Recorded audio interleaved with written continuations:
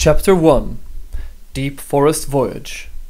"No, Dad, I'm telling you, we should have taken the other road instead," my 24-year-old daughter Sophia exclaimed sharply as she read the map in the backseat of the car. Beside her sat my 26-year-old son Peter with a proud look on his face as he skimmed through the latest reports from his company via the email function in his phone. "The GPS says we're heading the right way, and I'm not changing course based on that shabby paper map of yours, Sophia," I answered steadily. I threw a glance towards the passenger seat, and with glowing warmth in her eyes, my wife Lorraine gazed back at me, but immediately ordered me to keep an eye on the road. With an appreciative mind, I admired the lush forest landscape along the mountainous roads around us. Soft sunlight funneled down through the dense canopy above, and the atmosphere was almost surreal. It was a humid summer's day, and there was that certain feeling when life sparkles all around. We were close to our destination, and I hoped that there wouldn't be any more stops or detours. We had driven around 30 minutes since our last stop, but I knew that the rest of my family was eager to get out and explore our destination as soon as possible. Lorraine and I had rented a local cabin on the northeastern side of the resort town of Cordale. Cordale is a town with a rich history and is situated in the deepest reaches of a large forest zone. The town itself is divided into 4 counties: Moonvale, Rochester, Nordstar, and Vineland. The cabin lay on the west side of Nordstar County, in a mountainous area known as Nordstar Plateau. After much ado, Lorraine and I finally managed to get our children to leave their work for a few days, much to the dismay of their employers. Both Sophia and Peter were indispensable at their respective companies, and it wasn't without some persuasion that we got them to join us on our family trip. After finally setting out on our journey, we had been blessed with mostly fine weather. Because of the remoteness of Cordale, we hadn't seen too many vehicles on the winding roads after leaving the interstate highway around an hour ago. My wife was pleased to finally have the children with us, just like the old days, and I too felt joy in my heart. I pushed the button to roll down the window slightly, and through the interstice came a fragrant smell of trees and flowers. The scents tickled both my nose and my adventurous spirit. They reminded me of my childhood days, but also of the days when me and my men were out on that mission to find and annihilate a group of hostiles during a skirmish in that far-off country. I wanted to think more about my peaceful childhood memories, but the visions of my time with the platoon took over almost instantly. I pushed the button once again, this time to close the window. As the car window fell into place, I forced myself to push away the visions of my past in the military and try to focus on the cornfields outside my childhood home. But the harder I tried to solidify that image, the further it slipped away. "Best to forget it," I said to myself. "Did you say something, dear?" Lorraine inquired. "No, just thinking out loud is all. Are you okay back there, kids?" I asked and looked into the rearview mirror. "We're not children anymore, Dad," Sophia answered. "And besides, I still think you went the wrong way. If you'd listened to me, we would have been there already." "So, you really think this place will bring us closer again, Dad?" my son asked, and put away his cell phone. "I sure hope so. The 4 of us have been drifting away from each other for a while, and I have full confidence that this outing's going to be good for us. I was even thinking that we ought to stay a few days longer, actually." "No way, Dad," Sophia retorted angrily. "You know that I had a hard time getting even these days off." "Sorry, just kidding. See, I told you were still children, getting all riled up by something like that." I answered and laughed heartily. When I looked at my wife's calm countenance, I was somehow able to see the visions from my youth clearly. It was as if she blew away the regressions from my troubled past as a man in the military. With her, I could always be myself, but still "Watch out!" Peter yelled and pointed at something in front of the car. A deer had jumped out onto the road, and with my mind wandering off like that, I hadn't noticed it at all. I quickly veered away from the bewildered animal, and we careened over to the other side of the road. Luckily, there were no other cars in the opposite lane, and I was thankful for Peter's alertness. I praised my lucky star that we were all still safe and sound. After yet another 15 minutes, we took a right turn from the pass-through asphalt road and came onto a gravel path, leading further into the wilderness. The uneven gravel road shook the car, and as we carried on with our bumpy ride, the woodlands on both sides grew thicker. The wildlife increased as well, and rabbits, deer, and other animals became more numerous the deeper we came. The rest of my family was too amazed by the calm and mindful scenery around to even speak. I couldn't enjoy the views just yet though, seeing as I needed to focus all my attention on maneuvering the vehicle across the potholed road. After throwing a quick glimpse at the GPS, I deduced that the cabin wasn't far away now. I had read in the pamphlet that the cabin was owned and operated by a hostel service in Cordale, situated on the ridge of Nordstar Plateau. The hostel, known as the Tinted Window, was a traditional boarding house which had specialized in a unique experience due to its location just outside the town of Cordale. With a geographical closeness to both nature and civilization, it was an ideal spot to take my family for vacation. The 4-star grade on the comparison sheet of Cordale's short-stay facilities also indicated that we'd be in for a treat rich in both comfort and culture. I grew more and more eager to see just what all the fuss was about, and I had also thought that this was the perfect opportunity to show my family the skills I had learned as an outdoorsman during my many years in the military. I was hopeful for this family holiday, and I intended to not let anyone disturb us. I had unanimously decided that cell phones and other technical equipment would be banned upon arrival. My children knew better than to question my authority in such matters, and agreed to my decision without struggle. The ride continued in silence and awe for a few minutes, but as we came up to a forest clearing, Peter suddenly spoke. "Look, over there! Do you see the cars? We're finally here!" About 100 meters ahead of us, 2 cars were stationed in what looked like a patch of forest cleared for use as a parking lot. The rays of the gradually descending sun in the distance nestled their way past trees and vegetation and made for an exceptional view of the dense forest landscape outside of Cordale. If this was what we could expect for our vacation, I was most pleased.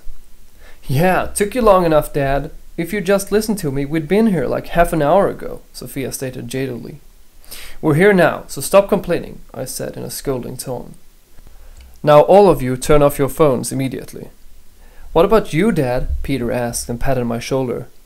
"Aren't you going to turn off your phone?" "I have important work that might need immediate attention, so I get to keep mine on," I said with a steady voice, just to show him that even if he was an adult, I was still the one who called the shots. Sophia sighed after we had come to a complete halt in one of the 6 free parking lots in the forest clearing. After opening the door, she stepped out of the vehicle, muttering something about justice. I couldn't hear the whole thing, but decided to ignore her growing animosity. Instead, I drew a sigh of relief for finally having arrived safely at our destination. "So this is the Tinted Window Hostel, is it?" Lorraine asked and took hold of my hand. Her warmth spread onto me, and I felt a jolt of energy flow through my body. I looked at her and answered, "Yes, we're finally here. I've made reservation for cabin number 5. I can go check in while you and the kids carry our bags to the cabin porch." "Sure thing, Dad. Leave it to us," Peter proclaimed, and opened the door. "Can you open the trunk, Dad?" Sophia asked. The familiar jangle of the trunk opening echoed after I had pushed the button on the side of the driver's seat door. Eager to wind down after the hectic journey into the middle of nowhere, I opened the door and looked around for the larger house pictured on the hostel's pamphlet. Examining the backdrop of Nordstar Plateau further, I was utterly amazed by the sheer amount of woodland surrounding us. It was both wild and beautiful, but at the same time hauntingly quiet. I noticed that the number of animals had once again decreased, much likely due to human activity in the region. After scouring the area, I gleaned a bigger structure between some trees. The edifice was considerably larger than the rest of the cabins in the forest area, and I easily deduced it to be the hostel services lodge. "I'll hurry up with the check-in, honey," I bellowed to my wife, and set off down the trodden path leading further into the dense forest. The cabins I passed by on my way to the main building were seemingly empty inside. There were no lights, no sound, and no smell of food in the area. The only thing I felt was an aura augmenting solitude and reflection. It was just as the pamphlet said, to bring order to chaos, to bring nature to you. The concept had already taken hold of my mind. However much I enjoyed the peace and quiet that this place exuded, I was still puzzled by the absence of other people. The only signs of humans were the 2 cars stationed in the parking lot behind me. I thought that maybe the cars belonged to the owner and the clerk. Were there no other guests here than us? With such questions roaming my mind, I continued down the twisting sand path leading up to the lodge, some 200 meters ahead of me. Since we were relatively high above ground level, there were chilling breezes blowing through the labyrinth of trees. I pulled the zipper on my thermal jacket the whole way up in order to keep warm. Having been in the army for so long, I knew the importance of bringing things like that with me. In the fading sunlight emanating from beyond the forest zone, I admired the lodge and its interesting architecture. The edifice before me was wide in form, and the front of the building had been newly renovated by the looks of it. It was not at all as it looked in the pamphlet. A modern glass facade had been erected to promote the hostel's close proximity to nature, and you could see the entire reception as well as the second floor through the tinted glass windows. The tint was not like the ones used to darken the back windows of cars, but rather the opposite. The glass facade was dyed in an orange color, and at that moment I was amazed at how well the hostel lived up to its name. After telling myself that sightseeing could wait until later, I quickened my pace and before long came up to the entrance of the tinted window hostel. The double glass door went outwards and had an intricate locking mechanism by its handle. Even though the glass windows covering the front of the lodge were thin, I deduced that a special form of glass had been used. It was without any doubt bulletproof glass that had been used in those windows.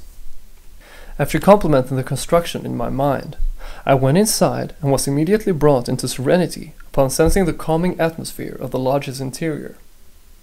White candles were burning brightly on the reception desk, and a multitude of paintings depicting the surrounding area covered the walls. An open hearth, sounding with the familiar crackle of firewood, was placed in the furthermost corner, beyond 2 burgundy couches. I closed up on the reception desk and rang the bell that had apparently been glued onto the wooden counter. There was no answer, and an uneasy sensation started to fill my mind. Mysterious whispers suddenly broke the silence, and I checked my surroundings for their origins. There was no one there, and the voices swiftly died down. Nothing stirred in the lodge aside from the rustle from the pieces of diminishing firewood within the inglenook in the corner. The emptiness of the lodge started to spook me, but I took a peek over the counter into the receptionist's quarters to the right. But it was just as empty as the rest of the place. I sighed and breathed deeply, whereupon a voice from behind scared me witless. "Welcome to the tinted window," it said. I turned around quickly and saw an elderly man in his late 60s looking at me with dreary eyes.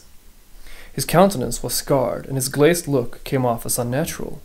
"How may I help you, son?" I started, stumbling on my words. I tried my best not to show how spooked I got with him sneaking up on me like that. "I've booked a cabin for this weekend." "And your name?" the man asked and eyed me intently. "Williams. Lieutenant General Andrew Williams," I answered, much to my own surprise. For some reason, I spoke with the same authority as I did when I trained soldiers. "Titles are of no importance out here in the sticks, my good man. We're all equals in the face of nature," the elderly man reprimanded and looked sternly at me. "Whatever floats your boat, old-timer. Anyway, did you get my reservation?" "Why, yes, of course. There's a down payment for half the fee now and the rest when you leave. That'll be $75, please. The cabins have running water, but you'll need to come to the lodge for food and other necessities. There are toilets placed here and there around the complex. Check the hostel map for more information. Eric and Lena are my 2 attendants. Lena's off this week, but feel free to say hello to Eric if you see him. He should be around here somewhere." After the old man's ranting, I handed him the down payment fee in cash and received a white key card with the Roman number 5 written in bold italics.